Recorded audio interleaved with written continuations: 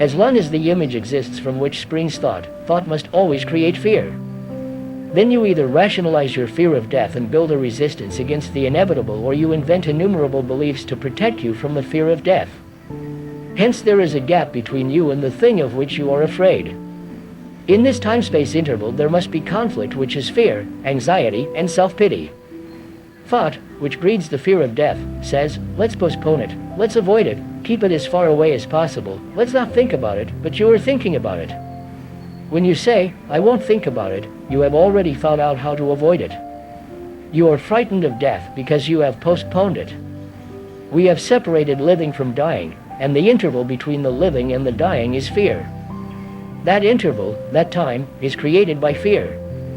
Living is our daily torture, daily insult, sorrow, and confusion, with occasional opening of a window over enchanted seas. That is what we call living, and we are afraid to die, which is to end this misery. We would rather cling to the known than face the known being our house, our furniture, our family, our character, our work, our knowledge, our fame, our loneliness, our gods, that little thing that moves around incessantly within itself with its own limited pattern of embittered existence. We think that living is always in the present and that dying is something that awaits us at a distant time. But we have never questioned whether this battle of everyday life is living at all.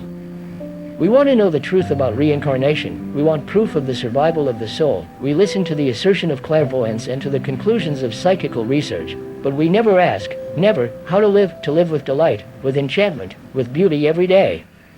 We have accepted life as it is with all its agony and despair and have got used to it, and think of death as something to be carefully avoided. But death is extraordinarily like life when we know how to live. You cannot live without dying. You cannot live if you do not die psychologically every minute. This is not an intellectual paradox. To live completely, wholly, every day as if it were a new loveliness, there must be dying to everything of yesterday, otherwise you live mechanically, and a mechanical mind can never know what love is or what freedom is. Most of us are frightened of dying because we don't know what it means to live. We don't know how to live, therefore we don't know how to die.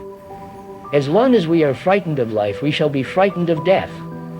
The man who is not frightened of life is not frightened of being completely insecure, for he understands that inwardly, psychologically, there is no security. When there is no security, there is an endless movement, and then life and death are the same. The man who lives without conflict, who lives with beauty and love, is not frightened of death, because to love is to die. If you die to everything you know, including your family, your memory, everything you have felt, then death is a purification, a rejuvenating process. Then death brings innocence, and it is only the innocent who are passionate, not the people who believe or who want to find out what happens after death. To find out actually what takes place when you die, you must die. This isn't a joke. You must die not physically but psychologically, inwardly, die to the things you have cherished and to the things you are bitter about. If you have died to one of your pleasures, the smallest or the greatest, naturally, without any enforcement or argument, then you will know what it means to die.